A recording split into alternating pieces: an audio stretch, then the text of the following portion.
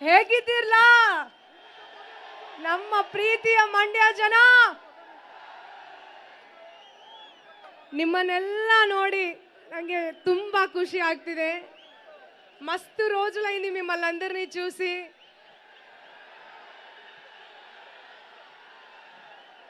ನನ್ನೆಲ್ಲ ಪ್ರೀತಿಯ ಕನ್ನಡಿಗರಿಗೂ ನಾನು ಪರಿಚಯ ಆಗಿದ್ದು ಡಿ ಬಾಸ್ ದರ್ಶನ್ ಸರ್ ಹಾಗೂ ತರುಣ್ ಸುಧೀರ್ ಸರ್ ಅವರ ರಾಬರ್ಟ್ ಮೂವಿಯಿಂದ.